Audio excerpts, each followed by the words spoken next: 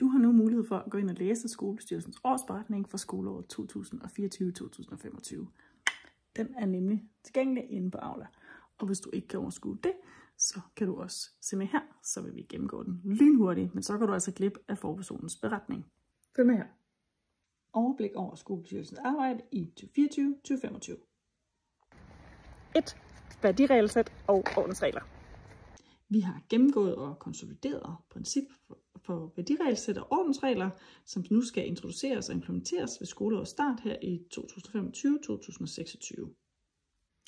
Det er Frederiksborg Byskoles lærere, pædagoger, ledelsen og elevrådet, som har udviklet værdiregelsættet og ordensreglerne. Og nu har vi så konsolideret dem, og det betyder, at vi lige har strammet dem en lille smule.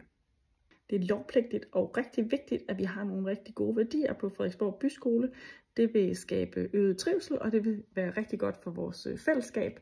Og det er også rigtig vigtigt, at vi har ordensregler, fordi at, så ved vi, hvordan vi skal opføre os, og hvordan vi ikke skal opføre os. 2. Frit skolevalg. Det er nu muligt for børn, der bor uden for skoledistriktet, at søge om at komme ind på byskolen.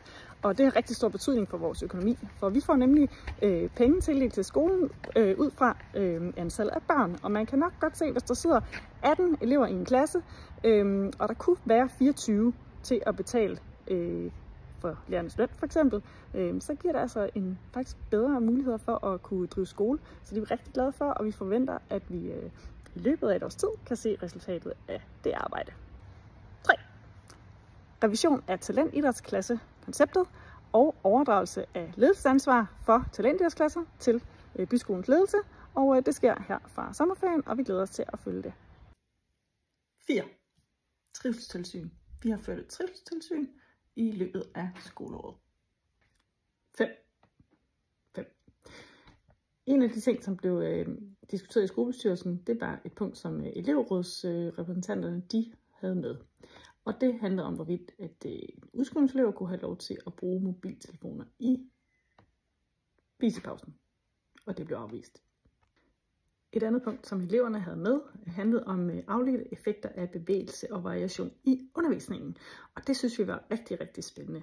Vi er altid glade, når at elevrepræsentanterne de har noget med til skolebestyrelsesmøderne. Så har vi udarbejdet et nyt princip for kontaktforældre. Og hvis du ser med her og ikke er elev, så kan det jo være, at du skulle være kontaktforælder. Vi kommer til at holde et møde for kontaktforældrene den 13. januar, og alle kan læse princip for kontaktforældre, for lige at finde ud af, hvad er det, man kan bruge kontaktforældre til. 7. Vi har godkendt en revideret bevægelsespolitik for HFO. Vi har sendt en opfordring til børnefamilie- og ungeudvalget i Hillerød Kommune om nogle ting, vi kan snakke om til dialogmøder, og en af de ting kunne være mangelfuld rengøring på skolerne. Det var punkt 8.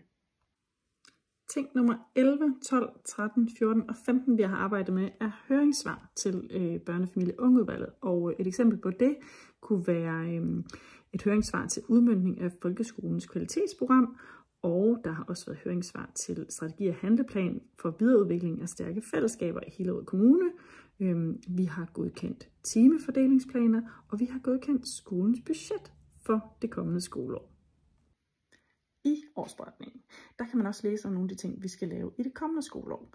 Og det er for eksempel, at vi skal arbejde med et princip for hjemmearbejde, vi skal arbejde med et princip for vikardækning, og vi skal arbejde med forhåbentlig nogle spændende høringssvar til børnefamilie- og ungeudvalget i byrådet i Hillerød Kommune. Og så håber vi også, at vi får nogle spændende input fra elevrepræsentanterne, som jo er i elevrådet. Så hvis du har et eller andet, du godt kunne tænke dig at få med ind i skolebestyrelsesrummet, så kunne du gå til din elevrådsrepræsentant, og så glæder vi os helt vildt meget til at høre, hvad I har på hjerte. Lige her til sidst, så er der en sidste ting, I også skal vide, at vi har talt om i skolebestyrelsen. Og det er, hvorvidt det stadigvæk skal være muligt for udskolingselever at forlade skolen i det store frikvarter. Og det endte vi faktisk med at blive enige om, at det må I fortsat gerne. Men vi kunne godt tænke os et fokus på at have en skole, hvor det er attraktivt at være i frikvartererne. Både fysisk og socialt, så man ikke har brug for at styrte rundt uden for skolen i frikvartererne.